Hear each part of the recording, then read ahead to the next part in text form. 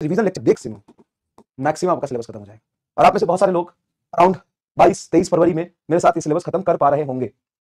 तो यकीन मानिए जितना डिटेल में आपको पढ़ाया है और जितने रिवीजन लेक्चर दे के आपको पढ़ाया है पैरेलली 11th और 12th के बहुत सारे चैप्टर, ऑब्वियस सी बात है कुछ चैप्टर हम पढ़ ही रहे हैं तो उसका रिवीजन लेक्चर थोड़ी ना दे दूंगा यार। ईएमआई है, एसी है, ईएम वेव है, तो अभी कैसे रिवीजन लेक्चर दे दूं? अभी तो पढ़ा है ना। तुमने बैच को सेकेंडरी और रिवीजन को प्राइमरी बना दिया साहब।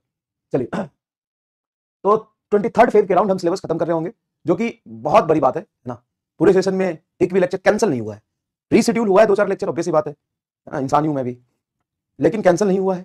और एक लेक्चर अगर रीशेड्यूल हुआ है तो उसके बदले 2 लिया है। पूरे सेशन में मैंने एक भी छुट्टी नहीं ली है। तो क्या होता है, डिसिप्लिन।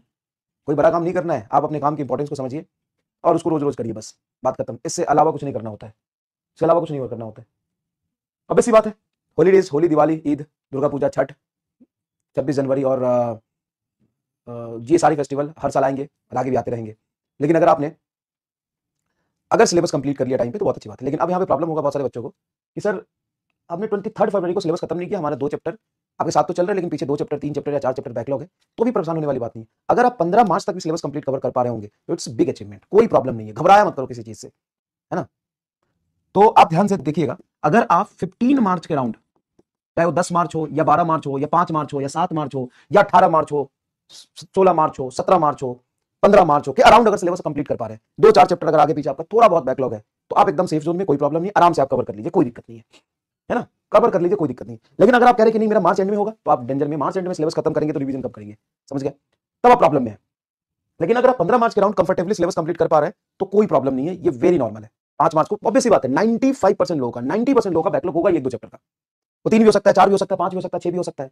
तो 22 फरवरी को खत्म ना करके आप 28 को कर रहे होंगे या 27 को कर रहे होंगे, 29 को कर रहे होंगे, या फिर 1 मार्च को कर रहे होंगे, 2 मार्च को, 5 मार्च को, 7 मार्च को, ये नॉर्मल है, ठीक है, कोई दिक्कत नहीं है। यहाँ पे आप सिलेबस कंप्लीट कर लीजिए, ठीक है।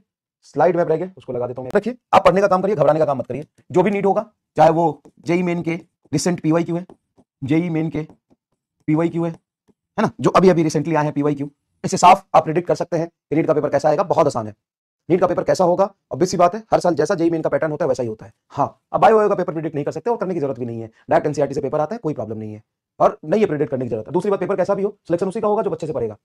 तो इन बातों में भी ज्यादा आपको दिमाग खराब नहीं करना कि पेपर कैसा होगा, पेपर कैसा होगा, पेपर कैसा होगा, इससे परेशान होते रहेंगे तो दिक्कत होगा। बायो कैसा होगा, कौन ले रहा है टेंशन, एनसीईआरटी पर काम खत्म, जैसा एनसीईआरटी में वैसा बायो होगा। किसको नहीं पता पेपर कैसा आ रहा है, 50 साल से पेपर आ रहा है, देख सकते हो पेपर कैसा होगा। 50 साल से पेपर आ रहा है, 20 साल का पेपर देख लो, पता चल जाएगा पेपर कैसा होता है। Yes, if you are preparing and I am teaching then I know how would be paper, very easy. Bio देख ले, जेई में बायो नहीं आता इसलिए पता नहीं चल सकता है, एनसीईआरटी पर ले, बायो वहां से हो जाएगा, कोई दिक्कत नहीं है, ठीक है ना, बहुत आसान है। बायो का पेपर कैसा होगा, एनसीईआरटी जैसा होगा, कैसा होगा, जैसा हर साल होता है, कैसा होगा, एनसीईआरटी जैसा होगा, ठीक है। फिजिक्स का आपको आइडिया लग जाता है नीट के जेई के पैटर्न से, जैसे ही जेई का पेपर होगा उसी पैटर्न पे कुछ ना कुछ क्वेश्चन आएंगे। तो जेई मेन के, रिसेंट जेई मेन के भी अगर आप 90% पीवाईक्यू कर लें क्वेश्चन प्रैक्टिस के तौर पे रिवीजन के बाद, तो आपका बहुत अच्छा प्रिपरेशन हो जाएगा, समझ गए, बहुत अच्छा प्रिपरेशन हो जाएगा, कोई टेंशन वाली बात नहीं है। चलिए अब शुरू करते हैं। तो आज हम लोग आपको रेनबो फॉर्मेशन, रेनबो कैसा